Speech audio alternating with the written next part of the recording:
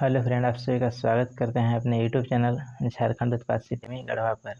और फ्रेंड, मैं आप सभी को बता दूं कि मैं झारखंड उत्पाद सिपाही का प्रैक्टिस सेट लेकर के आ गया हूं सीमांकन पब्लिकेशन का। और इसमें 38 प्रैक्टिस सेट है, तो मैं टोटल प्रैक्टिस सेट को कराने वाला हूं। तो आज प्रैक्टिस सेट 1 होने वाला है। पर डे कोशिश रहेगा कि एक प्रैक्टिस सेट को लाया जाए, और सब्जेक्ट वाइज सब्जेक्ट इसमें वीडियो आएगा, तो आप लोग बने रहिए और देखते रहिए। आज मैं प्रैक्टिस सेट फर्स्ट लेकर के आ गया हूँ, जिसके अंतर्गत जो सेंट्रल जीके है, सेंट्रल जीके का 40 क्वेश्चन है।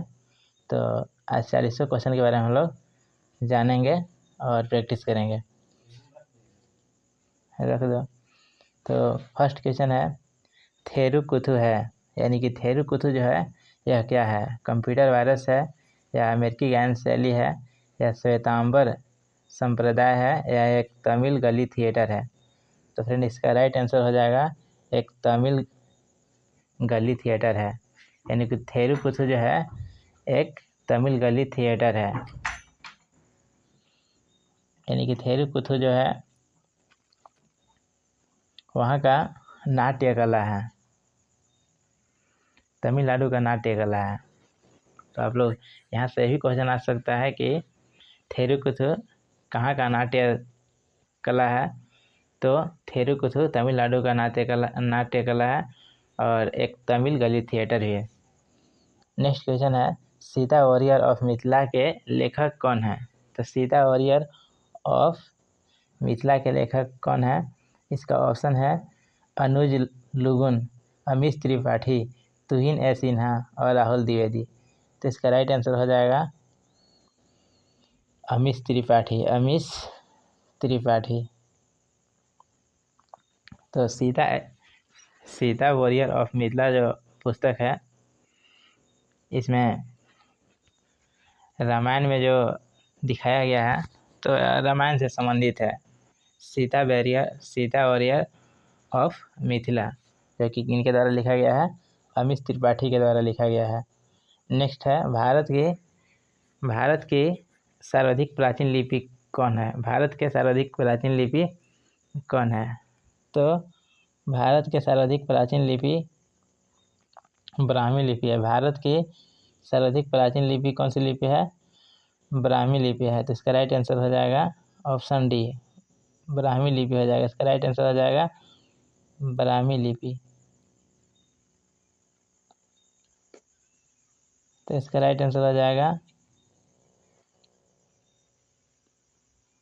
ऑप्शन नंबर डी, ब्राह्मी लिपि। भारत की सर्वाधिक प्राचीन लिपि ब्राह्मी लिपि है। नेक्स्ट क्वेश्चन है,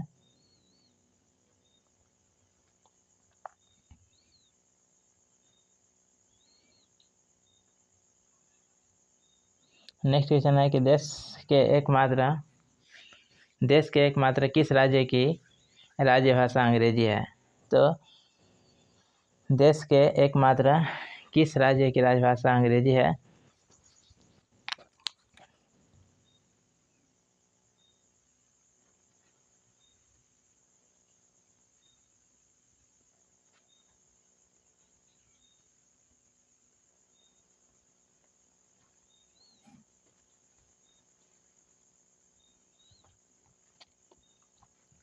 तो फ्रेंड, नेक्स्ट जो क्वेश्चन था, देश के एकमात्र किस राज्य की राजभाषा अंग्रेजी है? तो इसमें ऑप्शन दिया था, ऑप्शन ए में है सिक्किम, बी में है नागालैंड, सी में है मिजोरम और डी में है मणिपुर। तो इसका राइट आंसर है नागालैंड। ऐसे ही आप लोग थोड़ा सा रिलेट कर सकते हैं कि नागालैंड जो राज्य है उसका नाम भी आप लोग देखेंगे तो इसमें मिल जाएगा, इंग्लिश में नागालैंड, लैंड बना होता है भूमि। तो नागालैंड जो है इसका राइट आंसर हो जाएगा। पर ऐसा कुछ नहीं है, रिलेट करने के लिए हम बता रहे हैं, बाकी आप लोग इसको याद भी कर सकते हैं। तो देश के एकमात्र किस राज्य की राजभाषा अंग्रेजी है? नागालैंड का राजभाषा अंग्रेजी है। नागालैंड के बारे में बताएंगे। नागालैंड का स्थापना कब हुआ था? नागालैंड का स्थापना 1 दिसंबर 1963 को हुआ था। और सिक्किम का ही बता सकते हैं, सिक्किम का स्थापना कमेंट सेक्शन में आप लोग बताएंगे। और मिजोरम का स्थापना ही कमेंट सेक्शन में करेंगे। और मणिपुर का ही स्थापना कमेंट सेक्शन में करेंगे।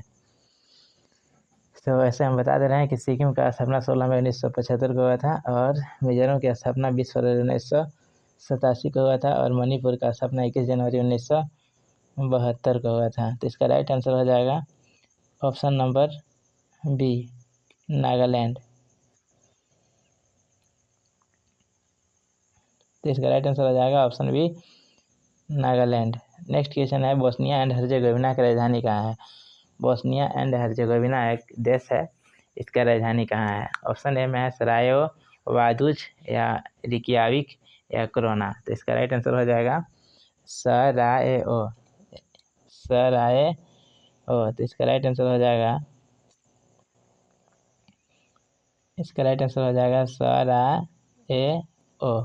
सराय हो जाएगा। कहीं कहीं सराजे ओ भी दिया रहता है, बट इसमें ऑप्शन सराय है, तो इसका राइट आंसर सराय होगा।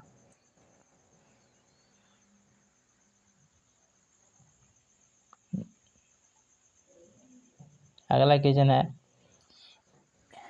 नेक्स्ट क्वेश्चन है, एजुथ्यान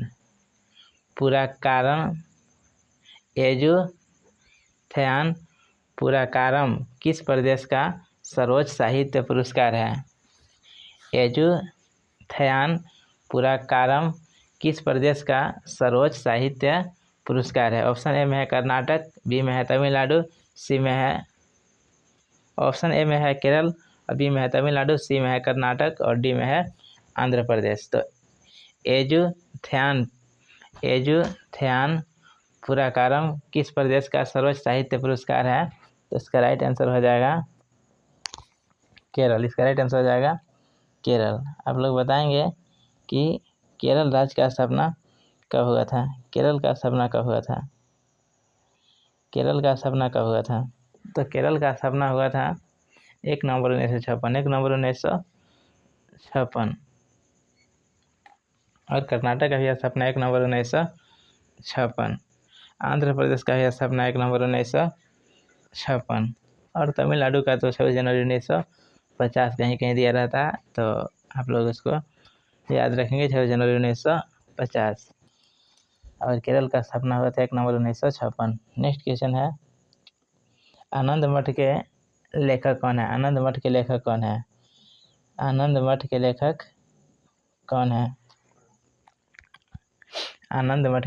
है? ऑप्शन में है रविंद्रनाथ टैगोर, बी में बंकिम चंद्र चटर्जी, सी में सरोजिनी नायडू और डी में अरविंद घोष। तो इसका राइट आंसर हो जाएगा बंकिम चंद्र चटर्जी। तो फ्रेंड इसका राइट आंसर हो जाएगा बंकिम चंद्र चटर्जी। तो आनंद मठ जो है इसके लेखक बंकिम चंद्र चटर्जी हैं। जो आप लोग सुने होंगे, भारत के राष्ट्रीय गीत वंदे मातरम ये कहाँ से लिया गया है? आनंद मठ से ही लिया गया है। और भारत का राष्ट्रगान जो है जन गण मन वो गीतांजलि से लिया गया है, जो कि रविंद्रनाथ टैगोर का एक पुस्तक है गीतांजलि। उसके लिए इनको साहित्य के क्षेत्र में नोबेल पुरस्कार 1913 में दिया गया था। और सरोजिनी नायडू के बारे में आप लोग जानते होंगे, भारत देश के पहली महिला राज्यपाल कौन थी? सरोजिनी नायडू। और 1925 में कानपुर में अध्यक्षता भी की थी कांग्रेस का, यानी कि INC जिसको लोग बोलते हैं, भारतीय राष्ट्रीय कांग्रेस। इसका अध्यक्षता 1925 ईस्वी में सरोजिनी नायडू के द्वारा किया गया था कानपुर अधिवेशन में। अगला क्वेश्चन है, और अरविंद घोष है तो एक इनका फेमस बुक है लाइफ डिवाइन। उस पुस्तक का नाम है लाइफ डिवाइन। तो पूछा जाता है कि लाइफ डिवाइन पुस्तक के लेखक कौन है? तो हो जाएगा अरविंद घोष, राइट आंसर। अगला है, नेक्स्ट क्वेश्चन है, भूदान आंदोलन किसने प्रारंभ किया था? तो इसका राइट आंसर हो जाएगा भूदान आंदोलन को प्रारंभ करने वाले थे विनोबा भावे। तो राइट आंसर हो जाएगा विनोबा भावे। भूदान आंदोलन को किसने प्रारंभ किया था? भूदान आंदोलन को प्रारंभ करने वाले थे विनोबा भावे। ऑप्शन ए में था महात्मा गांधी। तो महात्मा गांधी जी का जन्म 2 अक्टूबर 1869 को हुआ था गुजरात के पोरबंदर नामक स्थान पर। और महात्मा गांधी जी का निधन जो है 30 जनवरी 1948 को हुआ था। इनके समाधि स्थल को राजघाट के नाम से जाना जाता है। अगला है, नेक्स्ट क्वेश्चन आ गया, लाइफ डिवाइन पुस्तक के लेखक कौन है। तो अभी बताए थे कि लाइफ डिवाइन पुस्तक के लेखक कौन है, तो इसका राइट आंसर हो जाएगा अरविंद घोष। राइट आंसर हो जाएगा अरविंद घोष। लाइफ डिवाइन पुस्तक के लेखक कौन है, अरविंद घोष है। ऑप्शन में है महात्मा गांधी। तो महात्मा गांधी जी से क्वेश्चन आता है, महात्मा गांधी जी के राजनीतिक गुरु कौन थे। तो महात्मा गांधी जी के राजनीतिक गुरु गोपाल कृष्ण गोखले थे। प्रवासी भारतीय दिवस भी आप लोग जानते होंगे। प्रवासी भारतीय दिवस कब मनाया जाता है, 9 जनवरी को मनाया जाता है, क्योंकि 9 जनवरी 1915 ईस्वी को महात्मा गांधी दक्षिण अफ्रीका से भारत आए थे। उसी के उपलक्ष्य में 9 जनवरी को प्रवासी भारतीय दिवस मनाया जाता है। महात्मा गांधी जी के द्वारा लिखा हुआ पुस्तक भी है जो कि बहुत इम्पोर्टेंट है, पत्रिका भी है वो भी इम्पोर्टेंट है। तो हिंद स्वराज पुस्तक के लेखक महात्मा गांधी ही हैं।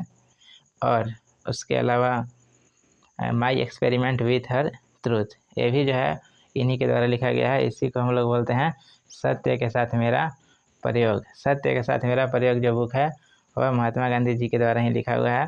उसके अलावा एक पत्रिका है हरिजन पत्रिका, ये भी महात्मा गांधी जी के द्वारा ही लिखा हुआ है। और रविंद्रनाथ टैगोर के बारे में बता दिए, इनका एक पुस्तक था गीतांजलि, और इसी के लिए जो है उनको साहित्य के क्षेत्र में नोबेल पुरस्कार 1913 मिला था। क्वेश्चन आता है कि एशिया में नोबेल पुरस्कार प्राप्त करने वाले पहले व्यक्ति कौन थे। तो एशिया में नोबेल प्राप्त करने वाले पहले व्यक्ति रविंद्रनाथ टैगोर थे। और नेक्स्ट ऑप्शन था राधा कृष्ण। तो राधा कृष्ण के बारे में आप लोग जानते हैं कि डॉक्टर राधा कृष्ण जो भारत के पहले उपराष्ट्रपति रह चुके थे। भारत के पहले उपराष्ट्रपति डॉक्टर राधा कृष्ण, और भारत के दूसरे राष्ट्रपति कौन बने थे, तो राधा कृष्ण ही बने थे, डॉक्टर राधा कृष्ण। और इन्हीं के जयंती को हम लोग शिक्षक दिवस के रूप में ही मनाते हैं। भारत में शिक्षक दिवस 5 सितंबर को मनाया जाता है, जो कि राधा कृष्ण जी के जयंती पर ही मनाया जाता है। और विश्व में शिक्षक दिवस 8 अक्टूबर को मनाया जाता है। नेक्स्ट क्वेश्चन की ओर हम लोग चलते हैं। क्वेश्चन नंबर 10 में हम लोग पहुँच चुके हैं। तो क्वेश्चन नंबर 10 जो है, क्वेश्चन नंबर 10 1922 ईस्वी में निम्नलिखित में से किसके द्वारा यह उद्गार व्यक्त किया गया कि भारतीय संविधान भारतीयों की इच्छा के अनुसार होगा। यानी कि यह 1922 ईस्वी की बात है। 1922 ईस्वी में निम्नलिखित में से किसके द्वारा यह उद्गार व्यक्त किया गया, यानी कि यह बात कहा गया कि भारतीय संविधान भारतीयों की इच्छा के अनुसार होगा। मतलब 1922 में यह बात कौन बोला कि भारतीय संविधान भारतीयों की इच्छा के अनुसार होगा। तो यह जो है महात्मा गांधी जी के द्वारा कहा गया कि भारतीय संविधान भारतीयों की इच्छा अनुसार होगा। भारतीय संविधान भारतीयों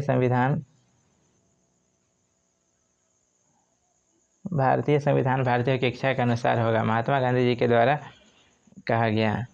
तो महात्मा गांधी जी के बारे में बहुत सारे पॉइंट आप लोग को पता होना चाहिए। महात्मा गांधी जी के बारे में बहुत सारा पॉइंट अभी आप लोग को बता दिए कि महात्मा गांधी जी का जन्म 2 अक्टूबर 1869 को पोरबंदर नामक स्थान पर हुआ था, गुजरात में हुआ था। और महात्मा गांधी जी के राजनीतिक गुरु जी के बारे में बता दिए, गोपाल कृष्ण गोखले। इनका निधन के बारे में पता होना चाहिए कि महात्मा गांधी जी का निधन कब हुआ था, 30 जनवरी 1948 में हुआ था। प्रवासी भारतीय के बारे में बता दिए कि 9 जनवरी को प्रवासी भारतीय दिवस इन्हीं के उपलक्ष्य में मनाया जाता है, क्योंकि 9 जनवरी 1915 ईस्वी को इन्होंने दक्षिण अफ्रीका से भारत आया था, इसलिए। इसके अलावा महात्मा गांधी जी के द्वारा जो है पहला बार अगर देखा जाए कि फर्स्ट बार उन्होंने राजनीतिक दौरा कहाँ पर किए थे, तो फर्स्ट बार उन्होंने राजनीतिक दौरा बिहार के चंपारण में किए थे। अगला है मोतीलाल नेहरू। तो मोतीलाल नेहरू के बारे में आप लोगों को पता होना चाहिए, जो कि जवाहरलाल नेहरू के पिताजी हैं। मोतीलाल नेहरू यह वकील भी थे और उसके अलावा राजनीतिक क्षेत्र से भी जुड़े हुए थे। अगला है गोपाल कृष्ण गोखले। तो गोपाल कृष्ण गोखले के बारे में ही बता दिए कि गोपाल कृष्ण गोखले महात्मा गांधी जी के राजनीतिक गुरु हैं, गोपाल कृष्ण गोखले। और बाल गंगाधर तिलक के बारे में पता होना चाहिए। बाल गंगाधर तिलक जो है यह गर्म दल के नेता थे। कभी कभी क्वेश्चन में आ जाता है कि गर्म दल के नेता कौन कौन थे। तो गर्म दल के नेता जो है लाल, बाल और पाल थे। लाल का मतलब हुआ लाला लाजपत राय, बाल का मतलब हुआ बाल गंगाधर तिलक और पाल का मतलब हुआ बिपिन चंद्र पाल। तो ये सभी जो है गर्मपंथी नेता हैं। कभी कभी यहाँ से क्वेश्चन ऐसे ही बन जाता है कि इसमें गर्मपंथी नेता कौन नहीं है। तो इसमें जो है गर्मपंथी नेता में तीनों बात को अगर याद रखेंगे तो जो अलग से दिया रहेगा वो नरमपंथी नेता हो जाएगा। अगला क्वेश्चन है, नेक्स्ट क्वेश्चन है 1924 ईस्वी में 1924 ईस्वी में किसके द्वारा ब्रिटिश सरकार से यह मांग की गई कि भारतीय संविधान के निर्माण के लिए संविधान सभा का गठन किया जाए। तो 1924 ईस्वी के बाद है 1924 ईस्वी में किसके द्वारा ब्रिटिश सरकार से यह मांग की गई कि भारतीय संविधान के गठन के निर्माण के लिए संविधान सभा का गठन किया जाए।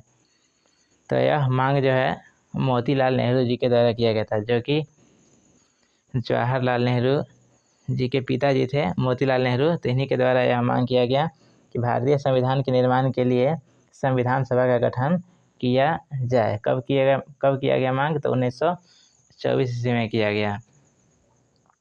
तो 1924 आया है तो 1924 के बारे में एक पॉइंट पता होना चाहिए कि जो महात्मा गांधी जी थे वह भारतीय राष्ट्रीय कांग्रेस का एक बार मात्र अध्यक्ष किए थे। और कब किए थे? तो 1924 ईस्वी में किए थे। कहाँ किए थे? तो बेलगांव में किए थे। बेलगांव कहाँ है? तो कर्नाटक में बेलगांव है। तो इसका जो राइट आंसर है, इसका राइट आंसर हो जाएगा मोतीलाल नेहरू।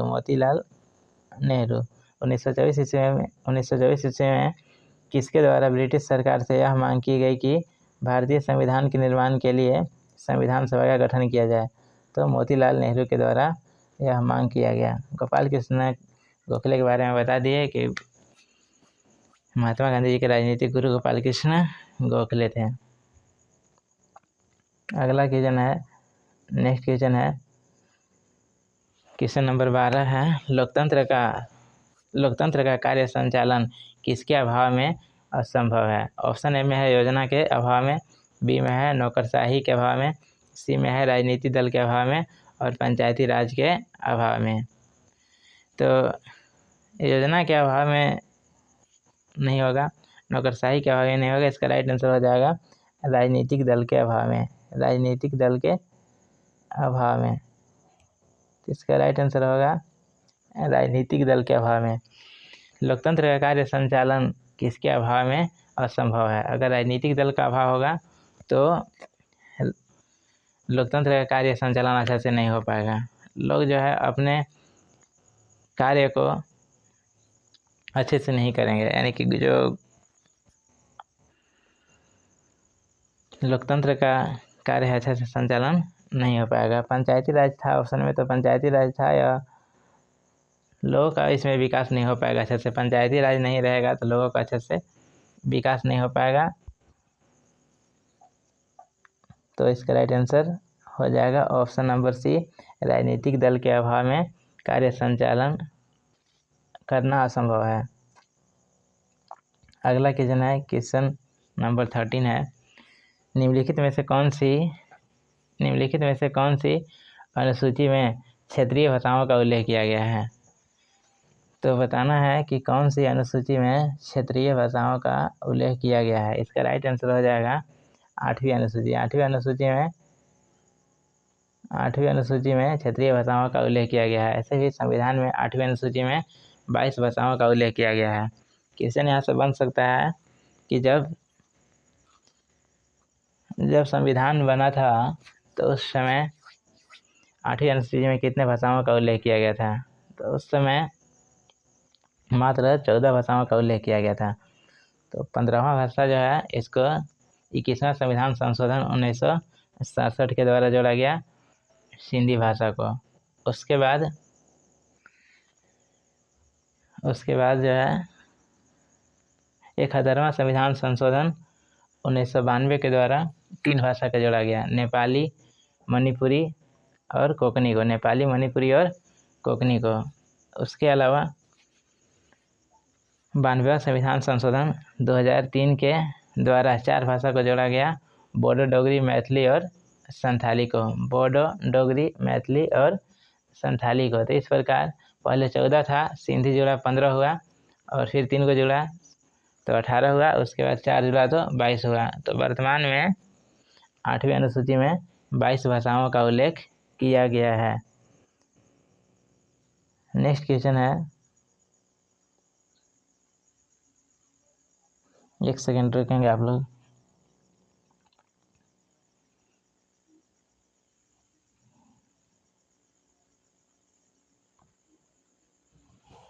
तो नेक्स्ट क्वेश्चन है,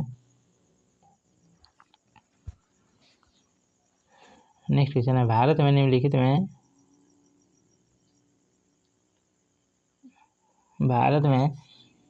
निम्नलिखित में से किसके अंतर्गत पंचायती राज प्रणाली की व्यवस्था की गई है? पंचायती राज प्रणाली की व्यवस्था किसके अंतर्गत की है? मौलिक अधिकार के अंतर्गत, या मौलिक कर्तव्य के अंतर्गत, या नीति निर्देशक सिद्धांत के अंतर्गत, या चुनाव आयोग अधिनियम के अंतर्गत?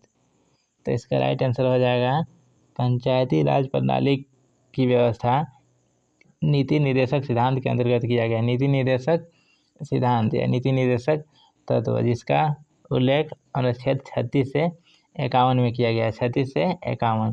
तो पंचायती राज गठन का उल्लेख जो है अनुच्छेद 40 में किया गया है।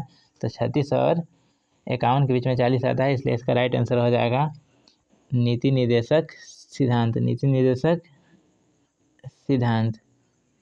तो इसका राइट आंसर नीति निर्देशक सिद्धांत हो जाएगा। मौलिक अधिकार के बारे में आप लोग जानते होंगे। मौलिक अधिकार का उल्लेख कितना अनुच्छेद में किया गया है? तो अनुच्छेद 12 से 35, अनुच्छेद 12 से 35 में किया गया। और मौलिक कर्तव्य का उल्लेख अनुच्छेद 51 में किया गया। अनुच्छेद 51A में किया गया है। नेक्स्ट क्वेश्चन है, पंचायती राज का मुख्य उद्देश्य क्या है? पंचायती राज का मुख्य उद्देश्य क्या है? ऑप्शन में है कृषि उत्पादन को बढ़ावा देना, रोजगार सृजित करना, और जनता को राजनीतिक रूप से जागृत करना, और जनता को विकासमूलक प्रशासन में भागीदारी योग्य बनाना। तो इसका राइट आंसर है, पंचायती राज के बारे में ये बताए थे कि पंचायती राज का मुख्य उद्देश्य है विकास करना। तो जनता को विकासमूलक प्रशासन में भागीदारी योग्य बनाना। जनता को विकासमूलक प्रशासन में भागीदारी योग्य बनाना। तो इसका राइट आंसर हो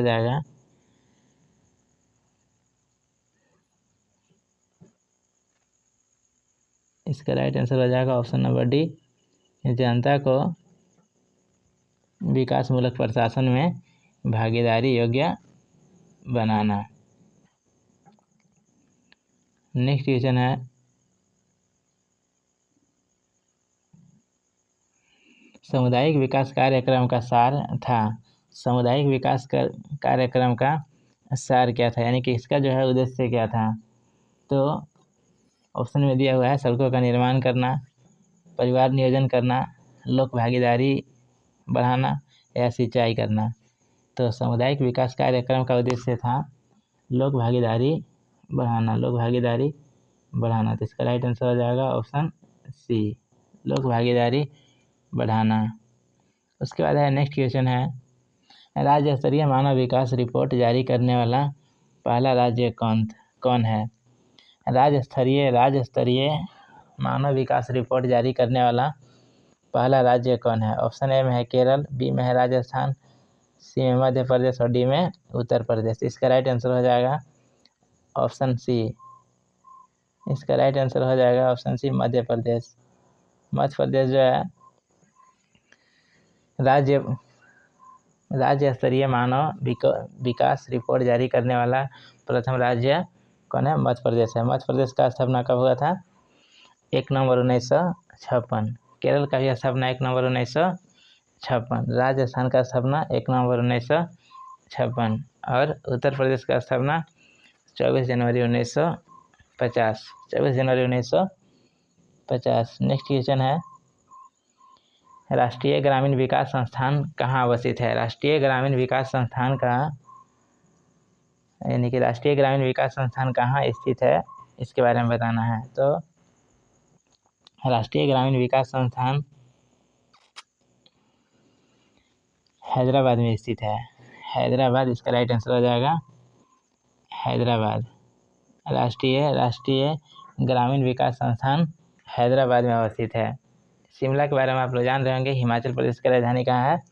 शिमला है। और नई दिल्ली के बारे में तो आप लोग जान ही रहे होंगे। एक क्वेश्चन आ सकता है कि भारत की राजधानी कोलकाता से नई दिल्ली कब लाया गया? तो 1911 में लाया गया, 1911 ईस्वी में। पटना के बारे में हम लोग जानते हैं, बिहार की राजधानी पटना है। बिहार का स्थापना 22 मार्च 1912 को हुआ था। और गोलघर कहाँ स्थित है? तो गोलघर पटना में ही स्थित है गोलघर। और हैदराबाद है, तो हैदराबाद आ सकता है कि हैदराबाद किस नदी के किनारे बसा हुआ है? तो हैदराबाद मूसी नदी के किनारे बसा हुआ है। तेलंगाना की राजधानी कहाँ है? हैदराबाद है। और तेलंगाना का स्थापना 2 जून 2014 को हुआ था। नेक्स्ट क्वेश्चन है वर्तमान में भारत का एकमात्र टंगस्टन उत्खनन केंद्र है, यानी कि टंगस्टन उत्खनन केंद्र कहाँ है? तो बताना है कि वर्तमान में भारत का एकमात्र टंगस्टन उत्खनन केंद्र है, यानी कि कहाँ है? हट्टी में है, कोलार में है, या देगाना में है, या खेतड़ी में है? तो इसका राइट आंसर हो जाएगा देगाना में है। देगाना जो स्थान है, देगाना यह कहाँ है? राजस्थान में है। देगाना राजस्थान में है। और यहाँ पर टंगस्टन का उत्खनन केंद्र है। टंगस्टन यहाँ काफ़ी मात्रा में निकलता है। और कोलार जो है, तो यह खान के लिए मतलब कोलार जो है, कोलार खान, यह सोना के लिए फेमस है। और खेतड़ी जो है तांबा के लिए फेमस है। तो खेतड़ी भी राजस्थान में है, तांबा के लिए फेमस है। और कोलार कर्नाटक में है, जो कि सोना के लिए फेमस है। टंगस्टन के बारे में पता होना चाहिए। टंगस्टन का संकेत क्या होता है? टंगस्टन का संकेत होता है डब्लू का मतलब, डब्लू जो है इसका लैटिन है, लैटिन भाषा से लिया गया है। यानी कि लैटिन भाषा में टंगस्टन को हम लोग वोल्फ्राम बोलते हैं। तो वोल्फ्राम में शुरू वाला लेटर लिया गया है, यानी कि इसका संकेत होता है डब्लू। टंगस्टन का संकेत होता है डब्लू। इसका एक क्वेश्चन बनता है कि बल्ब का फिलामेंट किसका बना रहता है? तो बल्ब का जो फिलामेंट है वह टंगस्टन का बना हुआ रहता है। इसका टेम्परेचर सहने की क्षमता बहुत अधिक होता है, लगभग 3600 डिग्री सेल्सियस होता है। नेक्स्ट क्वेश्चन है कमान क्षेत्र विकास कार्यक्रम के अंतर्गत शामिल नहीं है। कौन शामिल नहीं है?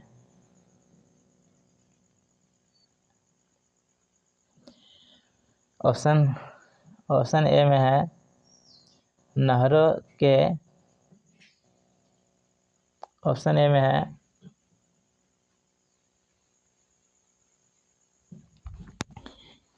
नहरों से जल के वितरण हेतु पक्की नालियों का निर्माण करना। और बी में है खेतों की ढाल को मंद करना तथा समतल बनाना। और सी में है व्यक्तिगत कृषि जोतों को न्याय संगत तरीके से जल उपलब्ध कराने हेतु जल वितरण की चक्रीय आपूर्ति में व्यवस्था करना। और उपयुक्त सभी ऑप्शन में है, ऑप्शन डी में उपयुक्त सभी। तो इसका राइट आंसर हो जाएगा उपयुक्त सभी। CADP का जो है यह तीनों ऑप्शन इसके अंतर्गत शामिल नहीं है, इसलिए इसका राइट आंसर हो जाएगा उपयुक्त में से सभी। उपयुक्त सभी हो जाएगा। इसका राइट आंसर है उपयुक्त सभी। नेक्स्ट क्वेश्चन है भारत में सिंचाई का सर्वप्रथम स्रोत है, यानी कि भारत में सिंचाई का स्रोत क्या है? नहरें, तालाब, कुआं व नलकूप या अन्य स्रोत। तो भारत में सिंचाई का सर्वप्रथम स्रोत है। पहले जो लोग हैं वह कुआं और नलकूप से सिंचाई किया करते थे, इसलिए इसका राइट आंसर हो जाएगा कुआं और नलकूप। तो राइट आंसर हो जाएगा कुआं और नलकूप।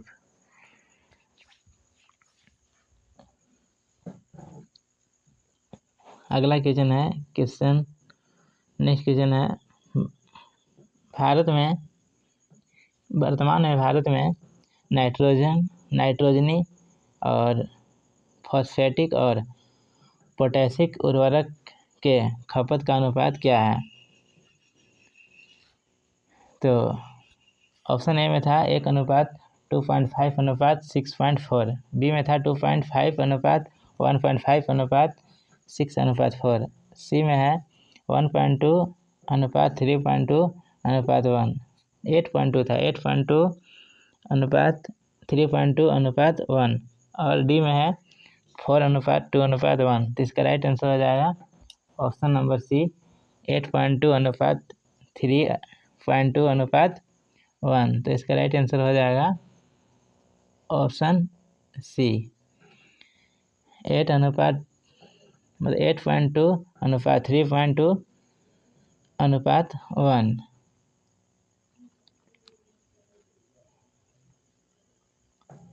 तो नाइट्रोजन का और फॉस्फेटिक का और पोटेशियम का, यानी कि नाइट्रोजन, फास्फोरस और पोटेशियम, इसका जो है अनुपात होता है 8.2, 3.2 और 1।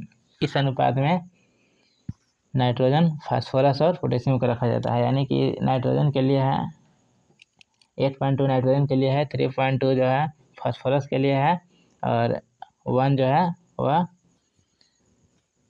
पोटेशियम के लिए है। नेक्स्ट क्वेश्चन है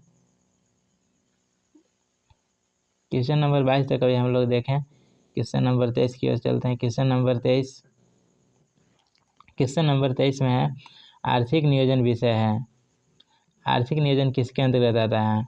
संघ सूची का विषय है, राज्य सूची का विषय है, या समवर्ती सूची का विषय है, या किसी विशेष सूची में उल्लिखित नहीं है। तो बताना है कि आर्थिक नियोजन जो है, आर्थिक नियोजन किस विषय के अंतर्गत आता है? आर्थिक नियोजन विषय है, यानी कि किसके अंतर्गत आता है? तो इसका राइट आंसर हो जाएगा समवर्ती सूची का विषय है। समवर्ती सूची का विषय है, समवर्ती सूची का विषय है। सूची का उल्लेख किस अनुसूची में किया गया है? तो 7वीं जो अनुसूची है, 7वीं अनुसूची में 7वीं अनुसूची में एक होता है संघ सूची, राज्य सूची और समवर्ती सूची। 3 प्रकार के सूची का उल्लेख किया गया है। 7वीं अनुसूची में 3 प्रकार के अनुसूची का उल्लेख किया गया है। एक होता है संघ सूची, राज्य सूची और समवर्ती सूची। तो संघ सूची में कानून बनाने का काम करता है केंद्र सरकार, और राज्य सूची में कानून बनाने का काम करता है राज्य सरकार, और समवर्ती सूची में कानून बनाने का अधिकार करते हैं दोनों मिलकर के। संघ सूची मतलब केंद्र सरकार और राज्य सरकार दोनों मिलकर के कानून बनाते हैं, उसी को हम लोग बोलते हैं समवर्ती सूची। और एक होता है अवशिष्ट शक्तियाँ। तो अवशिष्ट शक्तियाँ में, अवशिष्ट जो शक्तियाँ हैं उसमें कानून बनाने का अधिकार संसद के पास होता है। तो यहाँ पर यही क्वेश्चन था कि आर्थिक नियोजन विषय है। आर्थिक नियोजन किसके अंतर्गत आता है? तो आर्थिक नियोजन समवर्ती सूची के अंतर्गत आता है। आर्थिक नियोजन जो है इसमें केंद्र सरकार भी और राज्य सरकार, दोनों सरकार इसमें कानून बना सकती है। तो इसका राइट आंसर हो जाएगा ऑप्शन सी। नेक्स्ट क्वेश्चन है भारत के लिए नियोजित अर्थव्यवस्था नामक पुस्तक के लेखक कौन है? भारत के लिए नियोजित अर्थव्यवस्था नामक पुस्तक के लेखक कौन है? ऑप्शन है श्रीमन नारायण, श्री M.N. राय और सर M. विश्वेश्वरैया और जयप्रकाश नारायण। तो इसका राइट आंसर हो जाएगा sir M. Visvesvaraya. Sir M. Visvesvaraya इसका राइट आंसर हो जाएगा। नेक्स्ट क्वेश्चन है, यही बुक सही है। फ्री ट्रेड टुडे पुस्तक के लेखक कौन है? फ्री ट्रेड टुडे पुस्तक के लेखक कौन है? फ्री ट्रेड टुडे पुस्तक के लेखक कौन है? ऑप्शन ए में है P.N. भगवती, P.N. भगवती, और बी में है जगदीश भगवती, बी में है जगदीश भगवती, और सी में है C. रंगराजन, और डी में है JM लिंगदो। तो इसका राइट आंसर हो जाएगा option number B, Jagdish Bhagwati. Jagdish Bhagwati. तो इसका राइट आंसर हो जाएगा जगदीश भगवती। अगला क्वेश्चन है, इसका राइट आंसर हो जाएगा जगदीश भगवती। जगदीश भगवती। नेक्स्ट क्वेश्चन है, India is for sale. India is for sale नामक पुस्तक किसके द्वारा लिखी गई है? इंडिया इज फॉर सेल नामक पुस्तक किसके द्वारा लिखी गई है? ऑप्शन ए में है विक्रम सेठ, बी में है खुशवंत सिन्हा, नहीं बी में है खुशवंत सिंह, और सी में है शोभा डे, और डी में है चित्रा सुब्रमण्यम। तो इसका राइट आंसर हो जाएगा चित्रा सुब्रमण्यम। चित्रा सुब्रमण्यम इसका राइट आंसर हो जाएगा चित्रा सुब्रमण्यम। चित्रा सुब्रमण्यम। तो क्वेश्चन नंबर 26 का राइट आंसर हो जाएगा चित्रा सुब्रमण्यम। अगला है, आदम का पुल निम्नलिखित में से किन दो देशों के मध्य स्थित है? तो आदम का पुल जो है यह किसके किसके बीच स्थित है? तो भारत और श्रीलंका के बीच स्थित है। भारत और श्रीलंका। आदम पुल जो है यह भारत और श्रीलंका के बीच स्थित है। भारत और श्रीलंका। श्रीलंका की राजधानी कहाँ है? तो श्री जगन्नाथपुरम कोटे। भारत की राजधानी नई दिल्ली। नेक्स्ट क्वेश्चन है, क्वेश्चन नंबर 28, भारत के दक्षिणतम में सबसे दूरस्थ स्थल कौन सा है? यानी कि भारत का जो दक्षिणी जो पॉइंट है उसको हम लोग किस नाम से जानते हैं? ऑप्शन ए में है केप केमोरिन, पॉइंट कैलीमियर, और सी में है इंदिरा पॉइंट, और डी में है पोर्ट ब्लेयर। तो इसका राइट आंसर हो जाएगा इंदिरा पॉइंट। इंदिरा पॉइंट। भारत का जो सबसे उत्तर का पॉइंट है उसको हम लोग बोलते हैं इंदिरा कॉल, और जो दक्षिण का पॉइंट है उसको हम लोग बोलते हैं इंदिरा पॉइंट या पिग्मेलियन पॉइंट। और पूरब की ओर जो पॉइंट है अरुणाचल प्रदेश में, इसको हम लोग बोलते हैं की बी थू। और पश्चिम की ओर जो गुजरात में का लास्ट पॉइंट है गुजरात में, उसको हम लोग बोलते हैं गुहार मोती। तो चारों तरफ के पॉइंट के बारे में हम बता दिए। इसका राइट आंसर हो जाएगा इंदिरा पॉइंट। इंदिरा पॉइंट। भारत के दक्षिण में सबसे सुदूर स्थल कौन सा है? तो इसका राइट आंसर हो जाएगा Indira point. Indira point. Next question है, शांत घाटी अवस्थित है। शांत घाटी जो है यह कहाँ स्थित है? शांत घाटी स्थित है। तो शांत घाटी के बारे में पता होना चाहिए। साइलेंट वैली इसको हम लोग बोलते हैं इंग्लिश में। तो साइलेंट वैली जो है यह केरल में स्थित है। साइलेंट वैली केरल में स्थित है। इसका राइट आंसर हो जाएगा केरल। साइलेंट वैली केरल में स्थित है। उसके अलावा पिन वैली जो है हिमाचल प्रदेश में है। क्वेश्चन आता है पिन वैली, यानी कि जो पिन वैली है, पिन वैली घाटी, यह हिमाचल प्रदेश में है। पिन वैली राष्ट्रीय उद्यान भी है, वो भी हिमाचल प्रदेश में है। और शांत घाटी केरल में है। पतरातू वैली जो है, पतरातू वैली यह झारखंड में है। और सिलिकन वैली जो है यह बेंगलुरु में है। सिलिकन वैली बेंगलुरु में है। और एक है फूलों की घाटी फ्लावर वैली, जो कि उत्तराखंड में है। तो फ्लावर वैली कहाँ है? उत्तराखंड में है। बट यहाँ पूछा गया है कि शांत घाटी कहाँ है, तो इसका राइट आंसर हो जाएगा केरल। उसके बाद है नेक्स्ट क्वेश्चन, बंगाल में भक्ति आंदोलन के प्रवर्तक कौन थे? बंगाल में भक्ति आंदोलन के प्रवर्तक कौन थे? चैतन्य, रामानंद, नामदेव या रामानुज? तो इसका राइट आंसर हो जाएगा चैतन्य। इसका राइट आंसर है चैतन्य, यानी कि बंगाल में भक्ति आंदोलन के प्रवर्तक कौन थे? तो चैतन्य थे। नेक्स्ट क्वेश्चन है, बिटकॉइन के जनक कौन है? बिटकॉइन के जनक किन्हें माना जाता है? तो बिटकॉइन के जनक ऑप्शन ए में है क्रेक राइट, बी में है सातोशी नाकामोतो, और सी में है इन दोनों, और डी में है इनमें से कोई नहीं। तो इसका राइट आंसर हो जाएगा ऑप्शन नंबर सी, इनमें दोनों यानी कि क्रैक राइट और सातोशी नाकामोटो दोनों को हम लोग बिटकॉइन के जनक कहते हैं। उसके बाद नेक्स्ट क्वेश्चन है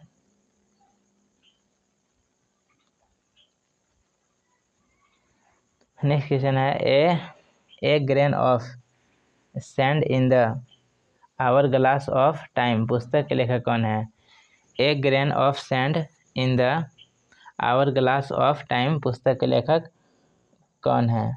तो ऑप्शन में है एस जयशंकर, के नटवर सिंह, अर्जुन सिंह और सी रंगराजन। तो इसका राइट आंसर हो जाएगा option number C, Arjun Singh. Option number C हो जाएगा राइट आंसर, अर्जुन सिंह।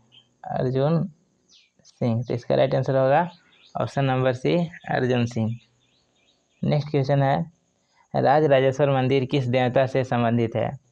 तो राज राजेश्वर मंदिर जो है किस देवता से संबंधित है? ऑप्शन ए में है ब्रह्मा, बी में है विष्णु, सी में है शिव और डी में है इंद्र। इसका राइट आंसर हो जाएगा शिव, यानी कि राज राजेश्वर जो मंदिर है यह शिव भगवान से संबंधित है, शिव जी से संबंधित है। राज राजेश्वर मंदिर किस देवता से संबंधित है? तो शिव जी से संबंधित है। और यह यानी कि राज राजेश्वर जो मंदिर है यह किस राज्य में है? तो केरल राज्य में है, केरल में है राज राजेश्वर मंदिर। अगला क्वेश्चन है घाना की राजधानी है, घाना की राजधानी कहाँ है? तो घाना की राजधानी अकरा है, घाना की राजधानी अकरा है। तो इसका राइट आंसर हो जाएगा अकरा। ऑप्शन में था कोनाक्रे, आकरा, नैरोबी और जिबूती। तो घाना की राजधानी है आकरा। केन्या की राजधानी है नैरोबी, केन्या की राजधानी है नैरोबी। और गिनी के बारे में बात करें तो गिनी का जिबूती हो जाएगा। नेक्स्ट क्वेश्चन है भारत के किस राज्य में उर्दू को प्रथम राजभाषा का दर्जा प्रदान किया गया है? भारत के किस राज्य में उर्दू को प्रथम राजभाषा का दर्जा प्रदान किया है? ऑप्शन ए में उत्तर प्रदेश, बी में बिहार, सी में जम्मू कश्मीर और डी में महाराष्ट्र है। तो इसका राइट आंसर हो जाएगा option number C, right answer हो जाएगा ऑप्शन नंबर, एक सेकेंड रुकेंगे फ्रेंड।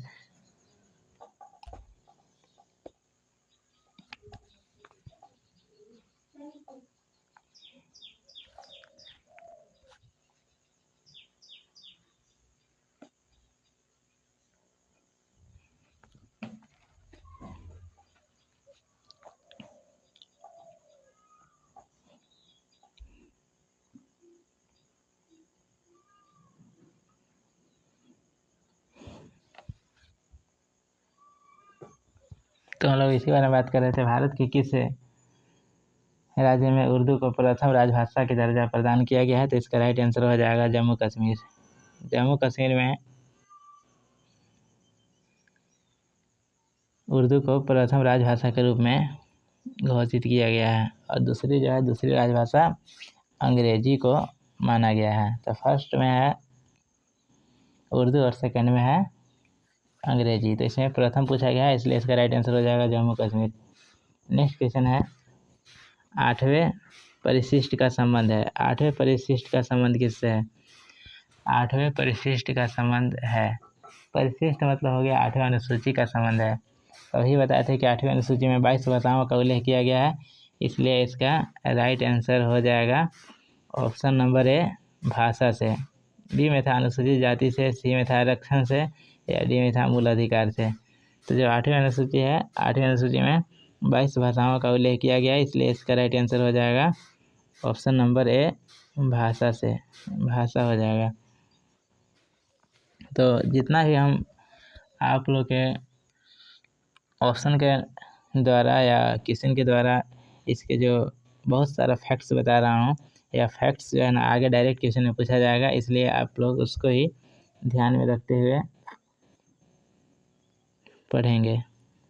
अगला क्वेश्चन है 20 सितंबर 1932 को यरवदा ऐसे था, यरवदा जेल में महात्मा गांधी ने आमरण अनशन किसके विरोध में किया था? तो इसका राइट आंसर था रैमसे मैकडोनाल्ड के सांप्रदायिक पंचाट। इसका ऑप्शन नंबर हो जाएगा सी। किसके विरोध में किया था? तो रैमसे मैकडोनाल्ड के सांप्रदायिक पंचाट के विरोध में किया था। तो यह 20 सितंबर 1932 की बात है।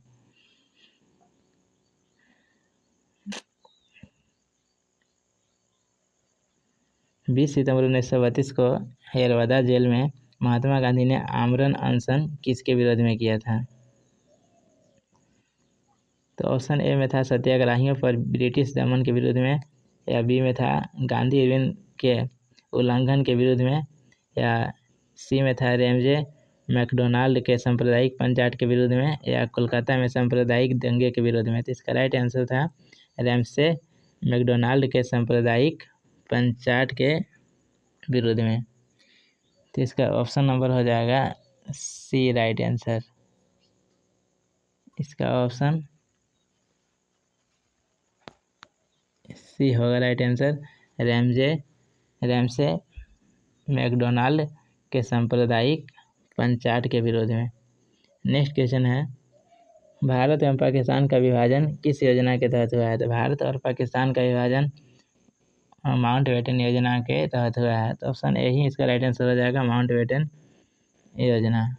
माउंटबेटन योजना, तो इसका राइट आंसर होगा माउंटबेटन योजना। एक था क्रिप्स मिशन या क्रिप्स योजना की बात है, और अगला था चेम्सफोर्ड योजना, और एक था बेवेल योजना। तो इसका राइट आंसर हो जाएगा माउंटबेटन योजना। क्रिप्स मिशन 1942 में आया था, 1942। नेक्स्ट क्वेश्चन है, महात्मा गांधी जी का हत्या कब हुई थी? ये बताया था फैक्ट्स में आप सभी को महात्मा गांधी जी के बारे में। महात्मा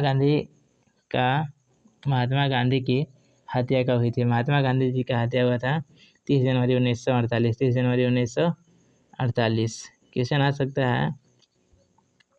तो इसका राइट आंसर हो जाएगा 30 जनवरी 1948। महात्मा गांधी जी का हत्या 30 जनवरी 1948 ईस्वी को नाथूराम गोडसे ने किया था, 1948 में। तो नाथूराम गोडसे आप लोग याद रखेंगे कि कौन किया था? तो नाथूराम गोडसे ने किया था। नेक्स्ट क्वेश्चन है, अखिल भारतीय, लास्ट ही क्वेश्चन होगा आज का। तो अखिल भारतीय किसान सभा का गठन किस वर्ष हुई थी? अखिल भारतीय किसान सभा का गठन किस वर्ष हुई थी? ऑप्शन ए में है 1925, बी में है 1929, सी में है 1939, सी में 1934 है, और डी में 1936 है। तो अखिल भारतीय किसान सभा का गठन 1936 में हुई थी। तो इसका राइट आंसर हो जाएगा ऑप्शन डी 1936। तो फ्रेंड, इस प्रकार आज का क्लास मेरा समाप्त होता है। बाकी आप सभी को यह वीडियो बहुत ही अच्छा लगा होगा, और आप सभी के लिए बहुत ही ज़्यादा हेल्पफुल रहेगा। जो बात इसके फैक्ट्स हम बता रहे हैं, यह बहुत ज़्यादा आप सभी के लिए यूजफुल रहेगा एग्ज़ाम को लेकर के। इसलिए आप लोग इस वीडियो को ज़्यादा से ज़्यादा लाइक करें, शेयर करें, चैनल को सब्सक्राइब करें। बाकी आज के लिए इतना ही रहेगा। जय हिंद, जय भारत, वंदे मातरम।